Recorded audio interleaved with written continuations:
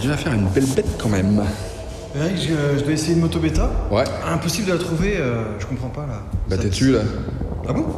C'est ça! Non mais attends, mais c'est pas une télé ça, c'est quoi? Mais non, c'est ta moto, elle est dans un carton, tu c'est vas tout. m'aider à la monter. Ah bah je vais t'aider à la monter, Tu veux pas que je l'essaye aussi? Alors?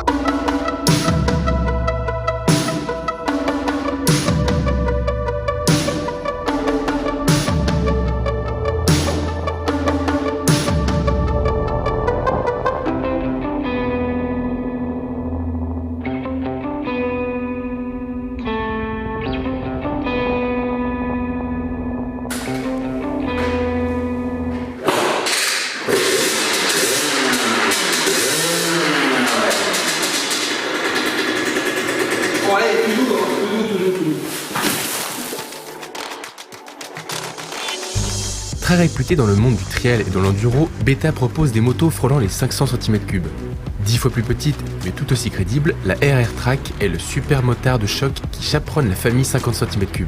Une version spéciale à la déco inédite et équipée d'une foule d'équipements de série dont Vincent s'est empressé de prendre le guidon.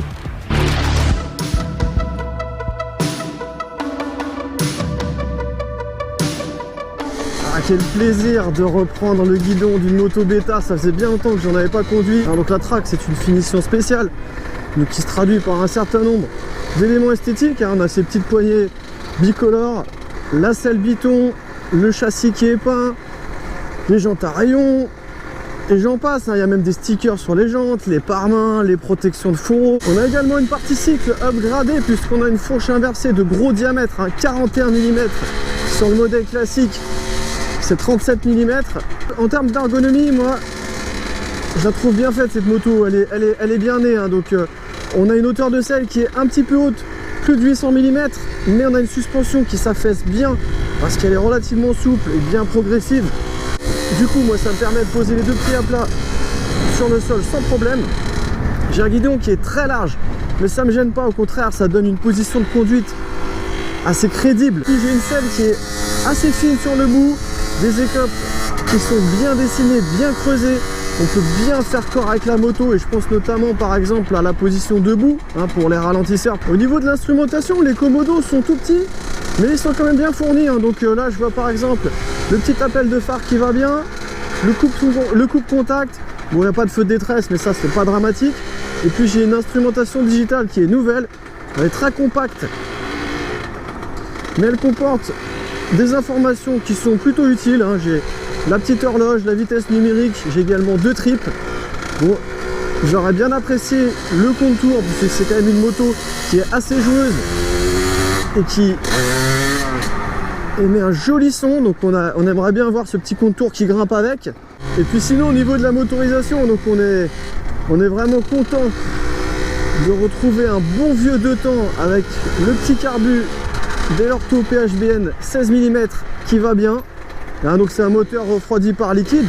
Donc on a des prestations qui sont vraiment plus que correctes. On a une belle sonorité bien métallique. C'est coupleux, c'est péchu à chaque passage des rapports. Vraiment on a de l'agrément, c'est pas mal du tout. Et puis pour une utilisation privée sur route fermée, lorsqu'on débride le moteur, faut savoir qu'on peut atteindre très facilement les 80 km/h, mais ça évidemment, je le rappelle, c'est pour une utilisation privée et c'est donc interdit sur la voie publique. Donc pour ce qui est de la boîte de vitesse, moi je la trouve ni trop souple ni trop dure.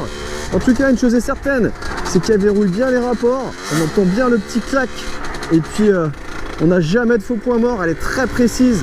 Le point de patinage, on le trouve facilement, sans problème. On a des rapports qui sont assez courts. C'est hyper joueur, c'est très maniable. Elle fait 85 kg à vide.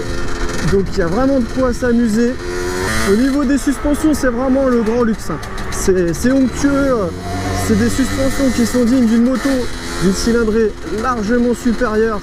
C'est vraiment progressif. On peut prendre les ralentisseurs, les dodanes, les trottoirs, on les sent pas. Le freinage c'est vraiment quali, c'est pareil, on a un gros disque à l'avant, 260 mm. Non, ça freine très bien, mais c'est pas trop brutal puisqu'on a la fourche qui compense. À l'arrière, c'est pareil. On a une commande au pied qui est bien progressive, elle est bien souple. Du coup, on a une partie cycle qui est vraiment très efficace. Et on n'a pas du tout l'impression d'être sur une moto 50 cm3. Bon, c'est pas compliqué, moi, franchement.